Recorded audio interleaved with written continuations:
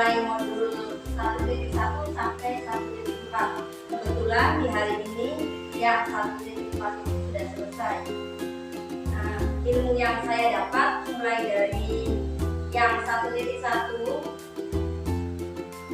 itu adalah tentang filosofi Ki Hajar Dewantara. Menurut Ki Hajar Dewantara, pendidikan itu adalah menuntun kekuatan segala kodrat yang ada pada diri anak, baik kodrat zaman maupun kodrat alam. Jadi yang namanya anak-anak itu sudah mempunyai kodratnya dari lahir. Kita sebagai guru hanya untuk menuntun sampai mereka mencapai kebahagiaan yang setinggi-tingginya. Kemudian pendidikan itu menghamba pada murid. Jadi segala sesuatunya itu haruslah berpihak pada murid sesuai dengan minat, bakat, dan juga kemampuan anak. Mungkin untuk yang kurikulum merdeka sudah diterapkan kalau yang berhamba dengan pada anak, kemudian berpusat pendidikannya pada anak.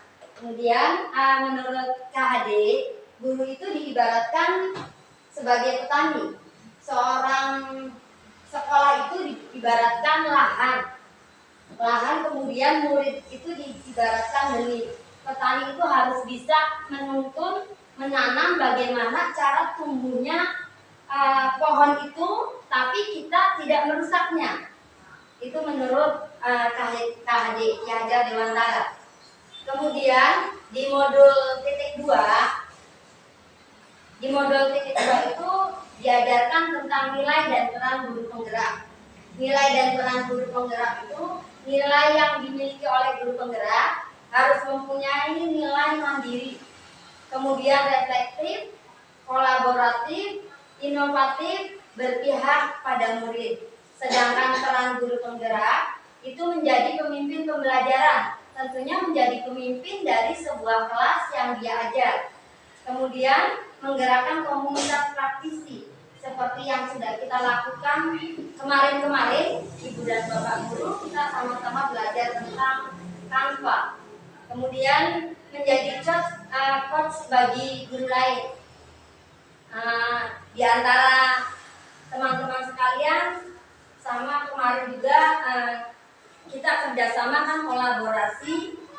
Kemudian saya yang istilahnya menuntun kayak Bu Evi, cara belajar apa gitu ya Bu Evi ya. Kemudian mendorong kolaborasi antar guru yang tadi yang dikatakan kolaborasi itu kita bekerja sama. Kemudian mewujudkan kepemimpinan peserta didik.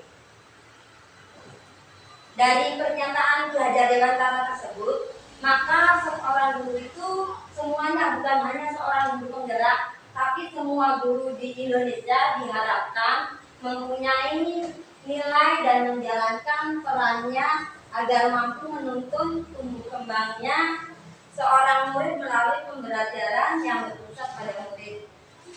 Kemudian di modul 1.3, di modul ini kita diharapkan kita bisa membuat sebuah misi dari guru yang bersangkutan. Guru yang bersangkutan itu misinya apa terhadap peserta didik yang sedang diajarkan. Nah, saya di sini mengambil visi, yaitu dalam mewujudkan suatu perubahan. Visi yang namanya visi itu dalam mewujudkan suatu perubahan diperlukan visi dan langkah-langkah yang tepat dalam pencapaiannya. Visi dapat diwujudkan jika terdapat kerjasama dengan semua warga sekolah, baik saya sendiri, kepala sekolah, komite sekolah, dan juga warga sekolah yang lainnya. Mewujudkan visi diperlukan langkah konkret menggunakan metode inquiry apresiatif dengan tahapan bagja. Tahapan bagja itu yang pertama, langkahnya buat pertanyaan, kemudian langkah kedua ambil pelajaran, yang ketiga gali mimpi, yang keempat jabarkan rencana, yang kelima atur eksekusi.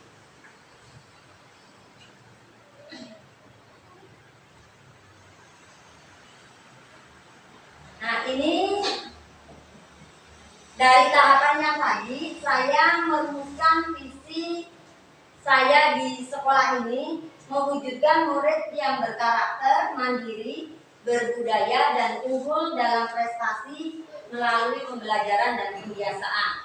Prakarsa yang saya lakukan, prakarsa perubahan dirinya, yaitu berfokus pada visi, berkarakter, dan profil pelajar Pancasila, dimensi mandiri, yaitu tentang rasa percaya diri anak. Kenapa saya mengambil perubahan diri seperti itu? Karena saya lihat, kemudian saya dari pengalaman beberapa kali saya di sini itu yang namanya anak rasa percaya dirinya kurang. Makanya saya mengambil perubahan untuk mewujudkan rasa percaya diri pada diri anak. Modul yang keempat yang saya pelajari yaitu 1.4 tentang budaya positif. Berdasarkan penerapan tahapan bagja tersebut akan muncul kebiasaan positif di sekolah yang kita kenal dengan budaya positif. Mungkin dengan budaya positif ini sudah kita terapkan semua. Di antaranya 5S yang sudah kita terapkan, yaitu senyum, sapa, salam, dan sopan santun.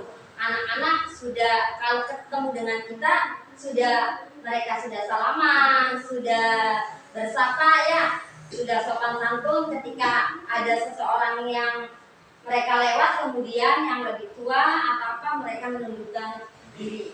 Itu sudah diterapkan di sekolah kita. Kemudian budaya positif ini akan menimbulkan rasa aman dan nyaman pada murid dalam proses pembelajaran. Jadi kalau kita menerapkan budaya positif, insya Allah kedepannya murid itu merasa nyaman. Tidak ada yang namanya murid yang jelalatan lah. Ya. Walaupun mereka jelalatan tapi sesuai dengan kodratnya. Budaya positif juga dapat mendorong murid untuk mampu berpikir, bertindak, mencipta sebagai proses kemerdekaan dirinya hingga murid lebih mandiri dan bertanggung jawab.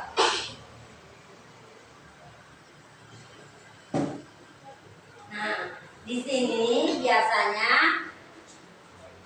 seorang guru yang baik itu harus memiliki kemampuan dalam mewujudkan budaya positif itu di sekolah.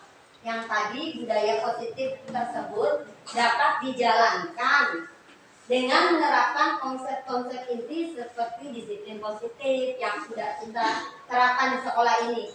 Memahami motivasi perilaku manusia berkaitan dengan dukungan dan penghargaan, posisi kontrol seorang guru, pembuatan keyakinan sekolah atau kelas, dan penerapan segitiga restitusi dalam menyelesaikan masalah. Kalau kita bahas secara mendetail ini butuh waktu panjang. Nanti kita bisa sharing-sharing di lain waktu atau di kesempatan yang lain ya, untuk budaya disiplin positif, cara penerapan disiplin yang mengajarkan anak bertanggung jawab dan menumbuhkan kesadaran diri berdasarkan nilai-nilai kebajikan. Kemudian lebih ke arah disiplin diri yang dapat mengontrol diri dalam melakukan segala tindakan, dapat membuat murid menyadari berdasarkan motivasi internal, bukan akibat paksaan, ujian atau hukuman. Nah, di sini itu dalam modul ini dibahas kita diharapkan untuk menghilangkan sebuah hukuman, baik hukuman yang berupa fisik maupun berupa yang lainnya. Jadi kebiasaan-kebiasaan kita, saya sendiri mungkin ya, kita misalnya ada anak yang melanggar, menurut bapak dan ibu guru, ketika kita ada anak yang tidak mentaati peraturan kemudian secara spontan kita udah membersihkan kelas, itu menurut bapak dan ibu guru apakah itu hukuman atau konsekuensi? Hukuman. Kalau hukuman atau konsekuensi menurut bapak dan ibu guru, ketika ada anak yang melanggar, misalnya dia tidak mematuhi aturan memakai seragam. Kemudian kita memberikan sebuah teguran, ya, kamu melakukan sesuatu atau menulis apa istighfar sekian kali, istighfar dalam waktu 100 kali atau berapa lembar, itu hukuman atau konsekuensi. Hukuman, ya, Ibu dan Bapak, karena ini akan berakibat sepanjang masa. Dari diri dia itu akan diingat, walaupun mereka sudah tua, anak-anak kita sudah tua, dia akan mengingat, oh iya, dulu saya waktu di SD seperti ini.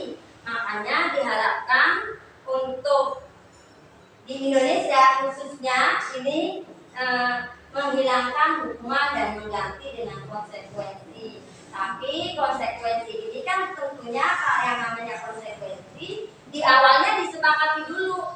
Jadi langkah awalnya kita membuat sebuah kesepakatan kelas antara guru, siswa, ya, guru dengan murid. Dari murid untuk murid, kesepakatannya apa? Ketika mereka melanggar itu, mereka juga ada kesepakatan mau ngapain. Nah, itu mungkin diperbolehkan, tapi dalam jangka waktu pendek, tidak boleh dalam jangka waktu yang panjang, karena kalau hukuman itu sifatnya dalam jangka waktu yang panjang dan pasti akan diingat sama si murid tersebut. Kemudian motivasi perilaku manusia, yang pertama tentu untuk menghindari ketidaknyamanan atau hubungan. Dan kita melakukan segala sesuatu itu motivasinya yang pertama menghindari ketidaknyamanan atau hubungan. Kemudian yang kedua, kadang ada untuk mendapatkan imbalan atau penghargaan dari orang lain. Contoh anak-anak kita ketika melakukan sesuatu diberikan reward sama gurunya, ya kan? Nah, diberikan reward itu misalnya berupa reward itu bukan berarti tidak boleh, tapi diusahakan rewardnya yang tidak, yang positif. Istilahnya kalau kita dulu kan memberikan bintang nih. Apakah dengan memberikan bintang anak kita akan berubah menjadi baik? Apakah dengan memberikan bintang anak akan berubah menjadi baik? Belum tentu kan? Kadang yang namanya pemberian reward, ketika kita sudah tidak memberikan reward, mereka akan kembali lagi ke asalnya. Jadi yang tadinya kayak nulis balap nih, cepat ya, nulisnya cepat, nanti ibu kasih bintang. Tapi ketika tidak muncul bintang, dia akan kembali ke dirinya dia sendiri. Jadi usahakan memberikan rewardnya yang kira-kira menanamkan diri atau sifat anaknya itu bertanggung jawab. Kemudian yang ketiga, untuk menjadi orang yang mereka inginkan dalam menghargai diri sendiri dengan nilai-nilai yang mereka percaya. Ini motivasi yang kita miliki. Nah, untuk menghilangkan hukuman menjadi sebuah konsekuensi, itu adalah kita diharapkan semuanya menjadi seorang manajer pembelajaran. Di sini kita melakukan sesuatu kalau ada masalah, yang anak kita mempunyai masalah, dengan cara segitiga restitusi. Di sini segitiga restitusi ini, langkah yang pertama diharapkan guru itu sebagai manajer pendidikan, manajer untuk di kelasnya. Nah, dengan guru menjadi manajer, maka kita akan menerapkan tentang metode restitusi. Metode ini yang pertama, langkah yang awal yang dilakukan adalah menstabilkan identitas. Jadi setiap orang pasti pernah melakukan kesalahan. Kita bukan menghakimi anak tersebut, tapi kita merangkul anak tersebut supaya dia bisa melakukan, oh iya, saya melakukan ini. Jadi dengan dia mengingatnya sendiri. Kemudian langkah yang kedua yaitu validasi tindakan yang salah. Kita menanyakan, tentu kamu punya alasan mengapa melakukan perbuatan ini. Adakah cara yang lebih efektif untuk mendapatkan apa yang kamu butuhkan? Jadi kita mengajak anak tersebut, tapi tidak menyalahkan. Kalau anak bersalah itu tidak menyalahkan, oh iya kamu salah gini. Tapi kita memvalidasi tindakan yang salah. Kemudian yang ketiga yaitu menanyakan keyakinan. Keyakinan itu kan sudah dibuat oleh anak dengan anak dan dengan kemudian dititipkan ke guru. Nah, dari keyakinan tersebut mereka menyadari bahwa sebuah kesalahannya itu melanggar ini. Nah, mungkin yang diharapkan itu kita sebagai manajer menyelesaikan sebuah masalah dengan restitusi. Itu ilmu selama saya belajar CGP dari modul 1.1 sampai 1.4.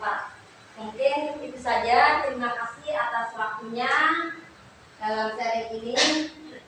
Billahi taufiq wal hidayah. Wassalamualaikum warahmatullahi wabarakatuh.